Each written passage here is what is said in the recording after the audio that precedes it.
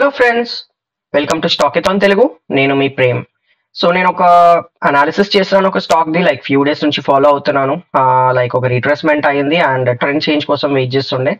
And 2 days back trend అనేది కూడా change అయింది అండ్ ఒక లేటెస్ట్ ట్రిగర్ కోసం వెయిట్ చేస్తున్నాను, ఎంట్రీ పాయింట్ కోసం, so that better stop loss, better profits వస్తాయి అన్నట్టుగా. సో నా అనాలిసిస్ అనేది మీతో షేర్ చేద్దాం అనుకుంటున్నాను. బట్ ప్లీజ్ గమనించండి, ఇది ఒక టిప్ మాత్రం కాదు, కాల్ మాత్రం కాదు, జస్ట్ నా అనాలిసిస్ మాత్రమే నేను మీతో షేర్ చేస్తున్నాను. మీరు ఫర్దర్ గా మీ అనాలిసిస్ మీరు చేసుకొని మీరు ఓకే అనుకుంటే మీరు ఎంటర్ అవ్వడం అన్న వద్దన్న అన్నది మీ ఇష్టం అది. సో నేను మాత్రం నా స్టాక్ అనాలిసిస్ షేర్ చేస్తున్నాను మీతోటి. సో స్టాక్ వచ్చేసి నథింగ్ బట్ హెరిటేజ్ ఫుడ్స్ అండి. సో మనం ఇక్కడ చూడొచ్చు, హెరిటేజ్ ఫుడ్స్ అనేది ఒక వెరీ లాంగ్ కన్సాలిడేషన్ బ్రేక్ చేసింది. సో అప్రాక్సిమేట్లీ లైక్ December 27, 2023 నుండి కంప్లీట్ గా కన్సాలిడేషన్ లోనే ఉండే. సో May 8, 2024 లో మనకి బ్రేక్అవుట్ వచ్చింది. దాని తర్వాత హయ్యర్ హైస్ కన్సాలిడేట్ అయింది, లైక్ అంటే బ్రేక్అవుట్ లెవెల్స్ ని రెస్పెక్ట్ చేసి మల్టిపుల్ క్యాండిల్స్ ఫామ్ చేసి ఫైనల్ ఒక మినీ కన్సాలిడేషన్ ఇక్కడ మనకు బ్రేక్ చేసి హయ్యర్ హైస్ ఫామ్ చేస్తూ వెళ్ళింది. సో ఇది వచ్చేసి ఒక మినీ కన్సాలిడేషన్ అనుకోవచ్చు మనము. ఇక్కడ ఏం లేదు, బ్రేక్అవుట్ ఇచ్చిన తర్వాత ఆ లెవెల్స్ ని రెస్పెక్ట్ చేస్తుందని అర్థం అనమాట. అంటే నెక్స్ట్ ఫ్యూయల్ నింపుకొని ఇంకా నెక్స్ట్ ఫ్లై అవ్వడానికి రెడీగా ఉన్నట్టు. సో మనందరికి తెలిసిందే, లైక్ టీడీపీ గవర్నమెంట్ అన్నది వచ్చింది. సో అదొక పెద్ద పాజిటివ్ ఈ స్టాక్ కి. యాజ్ ఇది ఎవరు మేనేజ్ చేస్తున్నారు, సీఈఓ ఎవరు, హెరిటేజ్ గ్రూప్స్ ఎవరిది అన్నది మనందరికీ తెలిసిందే కదా. సో ఎప్పుడైతే స్టాక్ ఫ్లై అవ్వడం స్టార్ట్ అయిందో, బ్రేక్అవుట్ రీటెస్ట్ లెవెల్స్ నుంచి చూసినా కూడా అప్రాక్సిమేట్లీ లైక్ 100%, 114%. ఒకవేళ మనం ఇక్కడ లేటెస్ట్ బ్రేక్అవుట్ నుంచి చూసుకున్నా కూడా మినిమం 100% దాకా రిటర్న్ ఉంది. 95%, అప్రాక్సిమేట్లీ 100 అనుకోవచ్చు. సో ఇదంతా కూడా మనకు జస్ట్ ఎన్ని డేస్ లో అయిందంటే 11 days మాత్రమే. 11 days లో 95 to 100% రిటర్న్ అస్సలు చిన్న మాట కాదు. జనరల్ గా ఇలాంటి జెమ్స్ లాంటి స్టాక్స్ ఎన్నో ఉంటాయి. ఓన్లీ థింగ్ మనం ఫాలో అవ్వడము, అనాలిసిస్ చేయడము అండ్ పర్ఫెక్ట్ ఎంట్రీస్ దగ్గర ఎంటర్ అవ్వడం మాత్రం ఇంపార్టెంట్. ఐ నో ఇది కొంచెం క్యాచ్ చేయడం కష్టం అని, ఎందుకంటే it was news related thing. జమ్ చేసుకుంటూ వెళ్ళిపోయింది. అలా అని చెప్పి మనం ఆ ట్రెండ్ ని ఫాలో అవ్వాలని మధ్యలో ఎక్కడ పడితే అక్కడ జమ్ తీసుకొని అనవసరంగా మన ఫండ్స్ అనేది మనం వేస్ట్ చేసుకోలేము. సో ఎప్పుడైతే ఇక్కడ హాల్ట్ అయిందో ఐ థాట్ ఆఫ్ ఎంటరింగ్, కానీ it's not a right decision. 11 days లో 100% మూవ్ ఇచ్చింది. ఇంకా ఫర్దర్ గా మూవ్ అవుతుంది అవ్వదు అనేది మనం చెప్పలేము. But it's not correct decision కాదనమాట మనం అంతా టాప్ లో ఎంటర్ అవ్వడము. సో నేను ఒక రీట్రేస్మెంట్ కోసం వెయిట్ చేస్తాను. సో ఆ రీట్రేస్మెంట్ ఎక్కడ అన్నది మీకు ఇక్కడ ఎక్స్ప్లెయిన్ చేస్తాను. సో జనరలీ నేను ఒక ఫిబొనాచి జనరల్ గా యూజ్ చేస్తాను, 20 EMA and Fibonacci levels. So ఇక్కడ నేను ఫిబొనాచి డ్రా చేస్తున్నాను. సో ఇక్కడ మీరు చూడొచ్చు 0.5 లెవెల్, 0.6 లెవెల్. సో నేను ఇది ఆల్రెడీ మార్క్ చేసుకొని పెట్టుకున్నాను 0.5, 0.6. సో లోవర్ లో ప్రీవియస్ లో తెలుసు, హై తెలుసు, అవి బేస్ చేసుకొని ఒక 0.5, 0.6 లెవెల్స్ ఆల్రెడీ ప్రీవియస్ గా డ్రా చేసుకొని పెట్టుకున్నాను. దాని తర్వాత సేమ్ లెవెల్స్ దగ్గర నాకు 20 EMA కూడా ఫ్లోట్ అవుతున్నట్టు కనిపించింది. సో ఇక్కడ రాగానే నాకు ఆల్మోస్ట్ ఇంకా ఫర్దర్ గా పడదు అన్నట్టుగా నాకు అనిపించింది అండ్ అనుకునేదే జరిగింది కూడా. సో ఇక్కడ ఒక లో అన్నది ఫామ్ అయింది, మీరు ఇక్కడ చూడొచ్చు. సో ఇక్కడ నుంచి ఇది ఒక ఫస్ట్ లో, మళ్ళీ రీట్రేస్ అయింది పైకి, మళ్ళీ ఇమీడియట్ గా బ్రేక్ డౌన్ అయింది. దాని తర్వాత ట్రై చేసింది, బట్ ఈసారి మాత్రం బ్రేక్ డౌన్ అవ్వలేదు. సో ఇక్కడ నాకు కన్ఫర్మేషన్ వచ్చేసింది, సో ట్రెండ్ చేంజ్ అవ్వబోతుంది. సో ఇమీడియట్ గా జంప్ చేయకూడదు.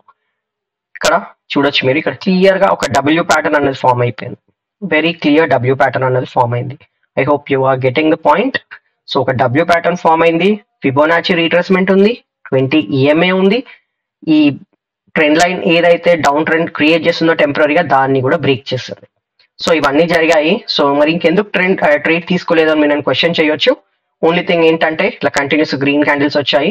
సో ఇది ఒక్కొక్కసారి ఫాల్స్ బ్రేక్అవుట్ కూడా అవ్వచ్చు, ఇమీడియట్ గా మళ్ళీ క్రాష్ అవ్వచ్చు కూడా. అలాంటి రిస్క్ మనం తీసుకోలేము. సో నేను ఫస్ట్ ఒక రెడ్ క్యాండిల్ కోసం వెయిట్ చేస్తుండే అండ్ ఆ రెడ్ క్యాండిల్ మనకి ఈ రోజు ఫామ్ అయింది. అండ్ ఆల్సో నిన్నటి నుంచి 23rd నుంచి చూసినా కూడా ఆల్మోస్ట్ ఒక 15% move. Not a simple thing. 2 days లో 15% మూవ్, 17% మూవ్. సో నేను ఎలా ఎక్స్పెక్ట్ చేస్తాను, ఎంతో కొంత రీట్రేస్ అవుతుంది, అట్లీస్ట్ 5-6% అయినా అనుకున్నట్టే ఈ రోజు ఒక ఇండెసిషన్ క్యాండిల్ ఫామ్ అయింది. సో ఈ సెటప్ కోసమే నేను వెయిట్ చేస్తున్నాను. సో బ్రేక్అవుట్ వచ్చింది, W pattern the trend change అయింది. ఇక్కడ నుంచి నాకు ఇండెసిషన్ క్యాండిల్ ఎటు సైడ్ అయితే బ్రేక్ అవుతే, అప్పర్ సైడ్ బ్రేక్ అవుతే నేను ట్రేడ్ తీసేసుకొని నా లేటెస్ట్ హై ఏదైతుందో అది నా టార్గెట్ పెట్టుకుంటాను. సో ఆల్ టైమ్ హై అక్కడ ఎలా బిహేవ్ చేస్తుందో చూసి ట్రేడ్ క్లోజ్ చేయాలో లేకపోతే పార్షియల్ బుకింగ్ చేయాలా కంటిన్యూ చేయాలనే డిసైడ్ అవుతాను. ఇఫ్ ఫర్దర్ గా ఈ ఇండెసిషన్ క్యాండిల్ ఈ రోజు క్రియేట్ అయిన ఇండెసిషన్ క్యాండిల్ కనుక బ్రేక్ డౌన్ చేసి ఫర్దర్ గా కిందికి వస్తే ఐ విల్ బి వెయిటింగ్ అనమాట. ట్రేడ్ అయితే తీసుకోను. నాకు ఇక్కడ ఎక్కడైనా మళ్ళీ ఎంట్రీస్ ఏమైనా దొరికితే నేను అప్పుడు అక్కడ ఎంటర్ అవుతాను. ఒకవేళ ఇక్కడ మళ్ళీ బ్రేక్ డౌన్ అయితే ఇంకా నేను ఇక్కడ ట్రేడ్ తీసుకోవడం ప్రస్తుతానికి వదిలేస్తాను. So it will be a clear fake breakout and further falling అనమాట. సో నా అనాలిసిస్ ప్రకారం అది జనరలీ అవ్వకపోవచ్చు అని అనుకుంటున్నాను. బికాస్ ఫ్యూ మేజర్ రీజన్స్ ఏంటంటే ట్రెండ్ చాలా బుల్లిష్ ఉంది. దాని తర్వాత పర్ఫెక్ట్ గా రీట్రేస్మెంట్స్ వచ్చాయి 0.1. దాని తర్వాత ఎన్నో సపోర్ట్స్ ఉన్నాయి. 0.2 ఏంటంటే 20 EMA సపోర్ట్ ఉంది, ఫిబోనాచి రీట్రేస్మెంట్ సపోర్ట్ ఉంది, and another important thing results కూడా ఫేవరబుల్ గా వచ్చాయి.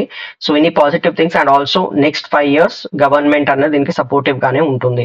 సో ఇవన్నీ ఉండడం తోటి నేనైతే అనుకుంటున్నాను ఇది నెక్స్ట్ ఫర్దర్ గా అప్ మూవ్ వెళ్ళే ఛాన్స్ ఉందని. So to keep it simple, నాకు ఇక్కడ indecision candle upper side break అవుతే పైకి వెళ్ళిపోతాను, ఐ మీన్ ట్రేడ్ తీసుకుంటాను. ఒకవేళ బ్రేక్ డౌన్ అయితే నెక్స్ట్ ఇక్కడ ఏమైనా ఇంట్రెస్ట్ దొరుకుతాయేమో చెక్ చేసుకుంటాను, దాన్ని బేస్ చేసుకొని మూవ్ అవుతాను.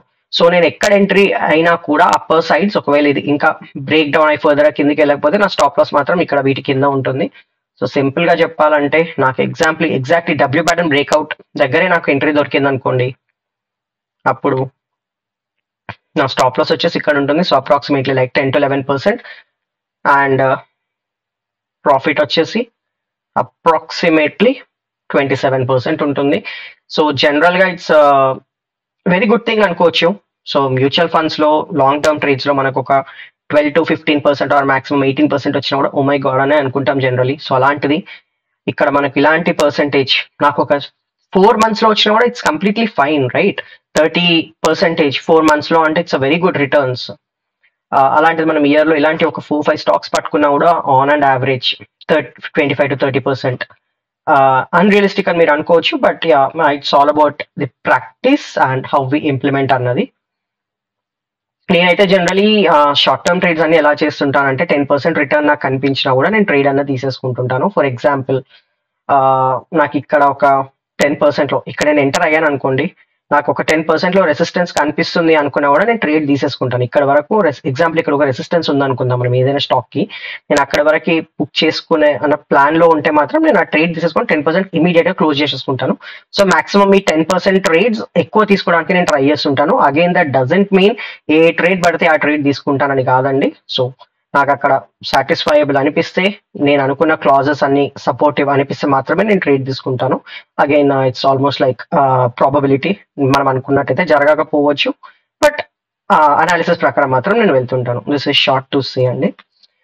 నా అనాలిసిస్ మీకు ఎలా అనిపించిందో కమెంట్స్ ద్వారా నాకు తెలియజేయండి. అండ్ ఆల్సో మీకు ఏమైనా స్టాక్ రిలేటెడ్ అనాలిసిస్ ఏమైనా ఇన్ఫర్మేషన్ కావాలన్నా కమెంట్ చేయండి, సో దట్ నేను అనలైజ్ చేసి మీకు చెప్తాను. థ్యాంక్స్ అండి.